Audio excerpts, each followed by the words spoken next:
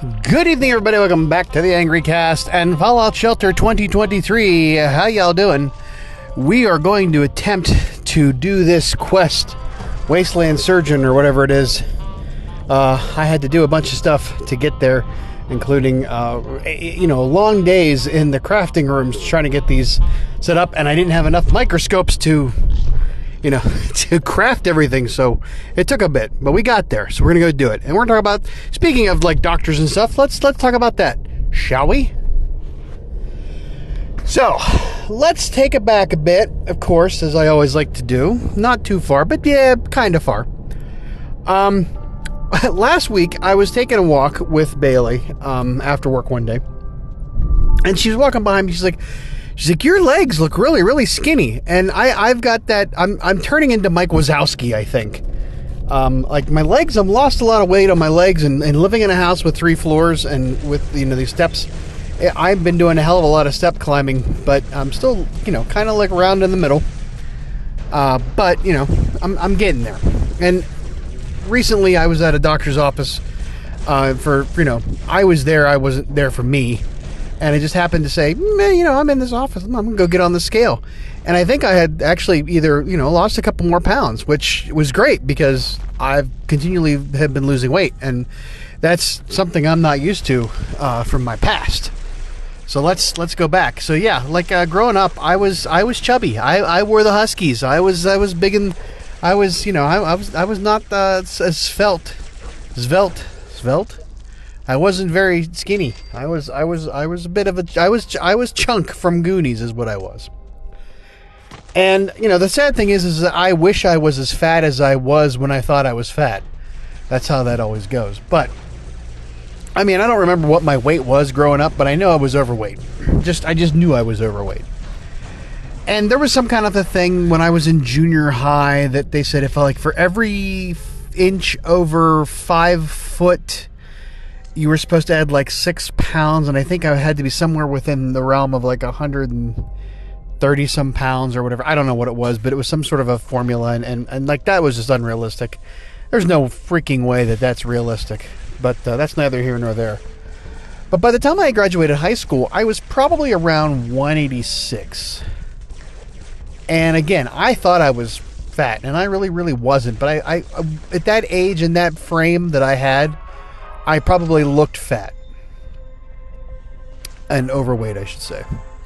But then I went to college, and I was in the University of South Carolina at the time, which was called University of South Carolina, Coastal Carolina, but it was changed to Coastal Carolina University, which is what it is now. And I transferred after one semester. And they talk about that freshman 15, and I kind of did put that on, and into my second year, I put on a little bit more weight.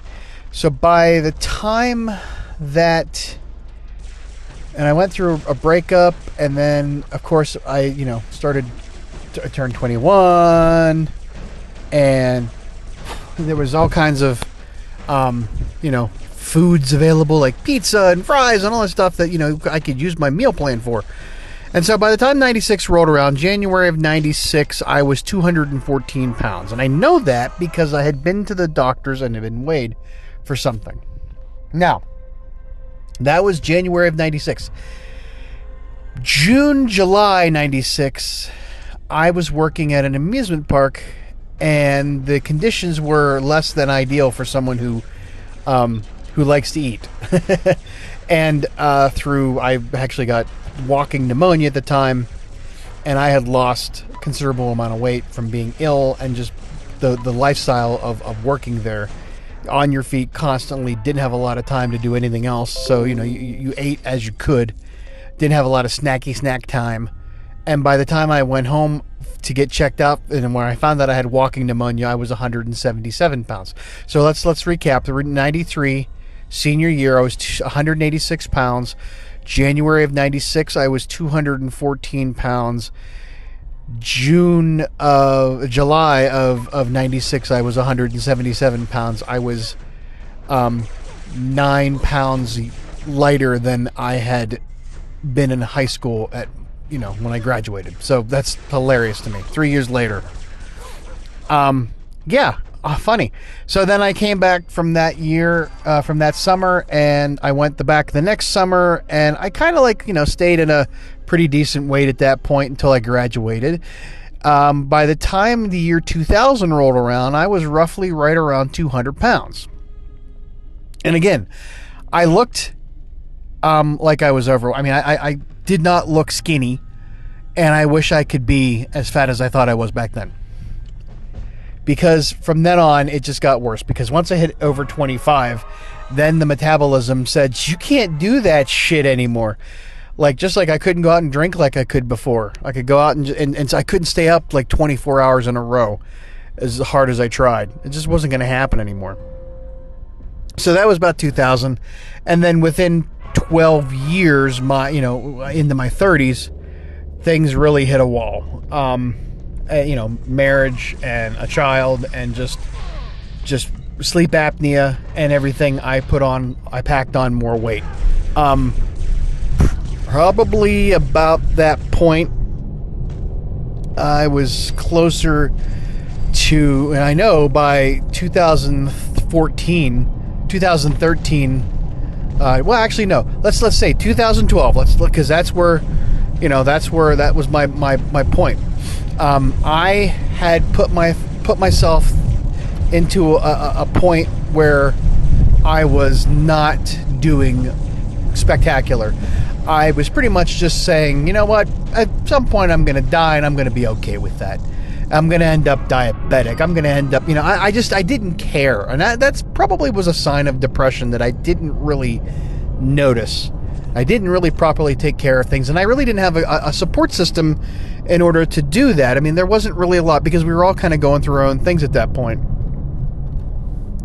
So I had been almost 300 pounds at that moment, and I had a wake-up call, because at that point Bailey was almost 7, and she's about 5 years old, 6 years old, and I would still, there were times where I would carry her up the steps, somewhere from the car. Just times I would have to carry her for whatever reason, because kids are what they are. And it would be hard. I mean, like, my knees were crying at me. Like, it was just really, really rough. And I knew I was headed for a heart attack. I knew I was headed for, all kinds of health problems. And then, I went to my doctor, and I had to have like a not a stress test, but like a pulmonary function test, which was, really hard for me. And they told me, like, look, you're almost 300 pounds. You're going to have to do something. And that's kind of like when my marriage kind of hit a wall at the same time. And I decided that I'm done. I'm done being like this. I'm tired of being tired. I'm tired of giving up. And it's sad to say that, because a lot of other things were happening that, a lot of other things were ending in my life, but I didn't want my life to end. I for some reason, it was kind of like, that wake-up call that says you need, get up and move. So I did. And, we would go out to eat sometimes, and I would have like, okay, we're going to get a pizza. All right, fine. Well, instead of eating 4 slices of pizza, I would eat 2. There was a time in my early 20s and late 20s that I could go to Olive Garden, get an order of the 5-cheese ziti, and crush the entire thing, 2 orders of salad, and 5 breadsticks, and that was a night. At this point, like I said, no, I can't do that anymore. I would maybe take a third. I'd eat a third of that and then take the rest home and eat it for the next couple of days. It got to the point where I had to like make changes. And I didn't go on a crash diet. I didn't starve myself. I didn't do things like, really horribly. I did minor, small movements. Like I said, instead of 4 pieces of pizza, eat 2 pieces of pizza. I had a very, very, healthy goal of dropping weight to like 200 pounds. And this was, I put forth on my blog. Now, again, before the Angry Cast, I was a blogger as well. And it was, pop culture musings were done over story time like I do now, kind of, but like just not without playing video games. And the whole idea was that I wanted to get down to 200 pounds again. And I knew it was a lofty goal, and I knew it was very hard to do. And quite frankly, I had tried it before. And the first 20 pounds were always the easiest. And you hit 20 pounds, you can pretty much drop, and you know, your mileage may vary, everybody's does, but I could pretty much drop 20 pounds easily without even thinking about it when I first started doing that. And that's like mostly like, that's like water weight and just extra stuff. It wasn't like you were, you know, handling a lot of you know, excess things. It was just everything in your body that you just had to get rid of. And then you'd hit a plateau, and then it was kind of hard after that. You needed to do extra work. You needed to step up the game. But in terms of what I was doing, besides the eating, I was also walking every single day at lunch. Before I would eat lunch at work, I would get up and I would walk. I would go for 20 minutes up hills. I would do, you know, at work. And I would do all that, and then I would go eat. And it was kind of like you know, I had to force myself to do it. There were days I didn't want to do it, but I did it, and I got through it, and I did it, and I started to see some improvements. I started to lose weight. I started to feel better. Even, you know, but there was such a small variance in how I felt, because of course I was going through so many other things. But I went back to the doctor, and they seemed a little bit, you know, more impressed with my progress, so I continued to keep doing what I was doing. And then in 2014, I had met Megan. The divorce was final. I had met Megan, and we started dating, and I had dropped probably a good 20 pounds by then. And now, like I said, I didn't do much. I didn't do a lot. I also made a couple of other changes. Now, from the time you know, when I was a little kid, we didn't really have like soda or pop that much. It was a very special occasion when my brother and sister and I would split a bottle of Coke. And I don't mean like a 2-liter. I mean like those glass bottles you would get. And that was between the three of us. We each got a glass, and you know, that was it. Now, by the time I was 10 and we had moved and lived in a newer house, we had cases upon cases of pop whenever we wanted to, and I drank Pepsi like it was going out of style. And then when I turned 18 and went to college, I changed to two things. I did two major things when I got into college. The first one was I stopped drinking whole milk, because I grew up on whole milk, and went to 2%. Or actually, no, I went right to skim at that point. And the other thing was that I switched from regular Pepsi or Coke, I went to diet. And I exclusively drank diet soda.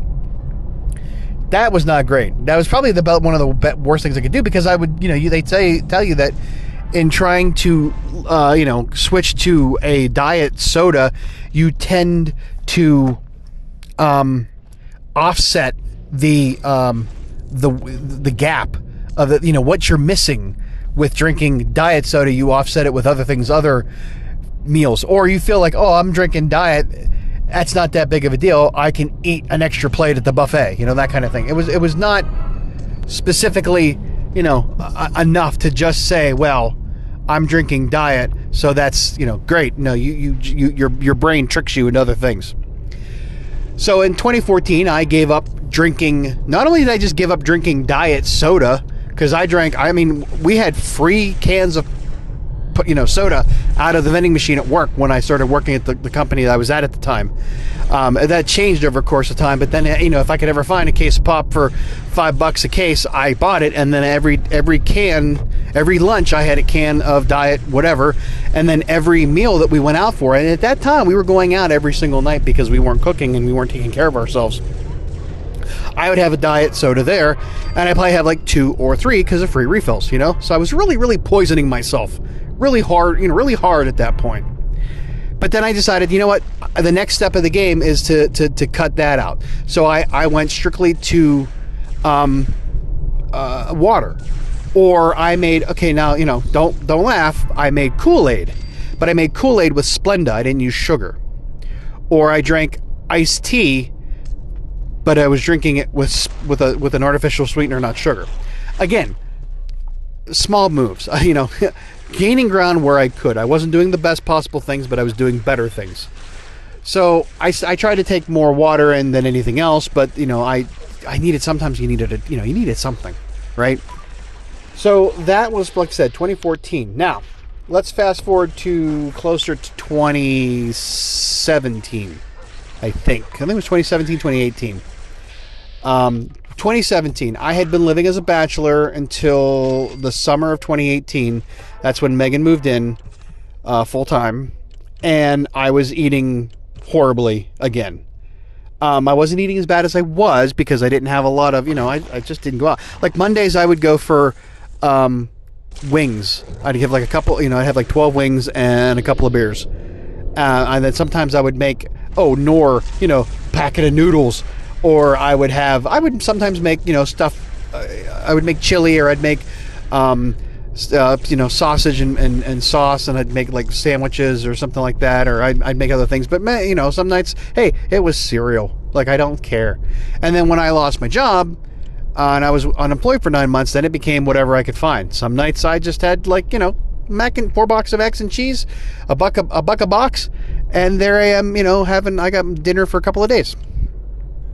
And, that was again, bad habits. And when Megan moved in and she began cooking, things got better. And I went to the doctors, and I remember I went to the doctors, I was probably back up around, like I said, I was almost 300 pounds, and I probably lost about 20 pounds. So I was almost like around 280 something at that point. I went to the doctors, and she said, well, you're pre-diabetic. And I said, okay, but I'm not diabetic. She's like, no, but you're heading there. And she wanted to put me on metformin, which is for diabetes. She says, you're probably going to lose weight. You're a little blah, blah, blah. And Megan was very adamantly against this. Now, I've known people who are on metformin, and I've seen that there's been problems with people on metformin. This is neither a saying it's a bad thing or a good thing. It's always, your mileage may vary with me. But I really didn't want to be on it because here's the thing. Like other things in my life, if you give me that option and I take the easy way out, I will then abuse it because I think it's being handled somewhere else. If that makes any sense to you. By going on the metformin, it's like, oh yeah, well, I got that covered. I can go eat what I want, right? So yeah, I don't want to do that. I wanted to stay off of it. She's like, well, I'm kind of concerned that you're going to end up in a worse spot if you don't change. I said, I tell you what, give it 6 months. Give me 6 months to see what I can do. If I come back and I don't see a change that you're happy with, we'll take care. We'll do something. So then 6 months went by, and I began walking more, and Megan had moved in. So now all of a sudden, my diet changed because she's a pescatarian, which means she does not eat meat, but she does eat dairy. Mainly fish is her main protein, and I just thought it was easier instead of her having to make, meat or chicken or whatever for me. I would just eat what she's eating. I would just, I just make one meal and I'll eat it as well. Just easier that way. Trying to make things simpler, because then I didn't have to come up with anything. It's like, whatever you're eating, I'll have it. Just make double. So we, had fish a lot, and vegetables, and rice, and I switched from, like I said, I got rid of diet sodas and soda altogether. I'd have ginger ale on occasion, but mainly I just drink water now. And then also I got rid of the next bad thing, which was white bread. I would eat white bread on sandwiches every day on white bread. Went to like whole wheat. Then whole wheat turned into these like little Sammy Thins, which then turned into tortillas. So like, reducing the amount of bread I was eating. Instead of getting like, turkey or ham lunch meat at the deli counter, which is just all like filler and preservatives, Megan said, get a 12-pound turkey or a ham, and I will cook it for you. And then each week you can just have a pound, thawed out from the freezer and use that for your lunch. So, and I was actually saving money because, lunch, a pound of lunch meat sometimes runs between $5 to $7, depending, or even more, depending on the brand and what kind it is. In this way, I was probably maybe buying maybe a $20 or $30 turkey, and I would get like 12 pounds of meat out of it, and that's 12 weeks. And if you figure that's times 5, that's like $60. So I'm like half the cost, if that. So it became a better situation. I started to lose more weight. I was eating better. I was feeling better. And then I went back in to the doctor's office, and she weighed me, and she said, you know what? you lost weight. And then they did an A1C, and it came down considerably. She wasn't convinced, but the proof was there that I had made a change. And I said, okay, fine, let's do it another 6 months. So that means an entire year. Let's see what I can do in a year. 6 months came by, went back in, same thing, still trending downward. I had lost probably close to 12 pounds in the course of that year. And that is probably the safe bet. 1 pound a month. 1 pound a month is probably the safest way to do it. And the great thing was, is by after that first year, I wasn't pre-diabetic anymore. I was great. Now, I'm pushing 50. I'm 40. I'm going to be 48 in a couple of weeks. And I don't have the stamina. I don't have the metabolism I had in my 20s and my 30s. But I've got this in my brain that if I don't want to be on this drug, I need to do something, and therefore it's a challenge to me, and it's a challenge that I want to, meet, and I will continue to do so. So I'm going to keep pushing it. I'm going to keep pushing it to say I don't need to be on the drugs. I can just do it. It's, it'll be fine. But it's always going to be a struggle. It's going to be a struggle, the harder. But the thing is that I did it in such a way that I didn't deprive myself of things I really liked. I didn't stop eating. I didn't go on a crash diet that I would just do for a couple of weeks and then I was done. I just changed. I just changed what I ate and how I ate. I made small movements that I wouldn't even notice it. That's the whole point. Just make those changes that you don't notice that you're missing anything. And you can still treat yourself, treat yourself.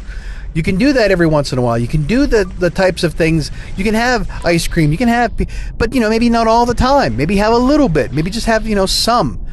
And because of that, you don't feel like you're missing anything, and you don't feel like you've got to make up for it later. I still have cravings. Of course I still have cravings. I still want to eat. I mean, I remember going to, at my worst, we would go to Red Robin. And once I found out they had bottomless root beer floats, oh my God, I was done. I was done because I was just pounding 2-3 of those during a meal.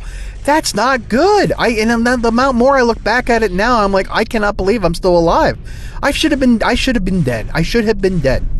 Now, that's not to say that you can do the same thing. I'm not going to claim that I'm some great story for the ages of how to do things. I mean, that's definitely not the way that works. But you can do it. You can make those changes. But I would suggest 2 things. I would suggest talking to your doctor to make sure that what you're going to do is safe and what's the right plan. And I would listen to them. And I would also, if you were in the position I was in, I would also seek therapy. Because I had probably some undiagnosed and untreated depression at the time. I know there was times I didn't want to get up and do anything. And like I said, I was at the point where I was passively suicidal, I guess, at that point. I guess I was. And I'm not saying that I know better. I'm not a doctor. I'm not a therapist. I'm not a nutritionist. I just can tell you what I did that worked. Now, I could probably do it 10 times more, but if I pushed it harder, to get more, I would probably put it back on and then some. I would rubber band hard because I would notice it. Every year I've lost weight. I went for a sleep study in 2019 and I found out that I would drop down to 270 or something like that, just the top of 280, and this was 2019. I went back again in 2022 and I had lost 30 pounds. 10 to 12 pounds a month I lost. Didn't even notice it. I didn't even know I was losing weight. Every time we would say something like, I think you're putting weight back on. No, I don't know that I am. And then I would go to the doctors and find out. I kept losing, during the entire pandemic, everybody was putting on weight. I was losing weight. Again, I'm not special. I have a support system. Megan's going to keep me on top of things. She's going to try to keep me around for a while. I don't know why. You know, but she apparently wants to keep me around for a while, so I'll take that. I'll take that as a win. But I would say talk to your doctor, you know, seek professional help if you need it, if you're having other issues, and don't give up. And don't, you know, you're going to fall. You're going to make mistakes. You're going to crash. All that. It's going to happen. But you just don't give up. You just start over. Start back at square one. Yeah, it sucks starting over again. But we've all have to do it once in our lives. You get better at doing it. And just keep going. So, that's my story. And I think we're going to get out of here. And I think we're going to go do some other stuff. But thank you for watching. And I appreciate all your support I've had over the years for anything we've been talking about, whether it be video games or my personal life. Thank you. And take care of each other. Take care of yourselves. Take care of the planet. We'll talk to you next time. Have a good one. Bye-bye.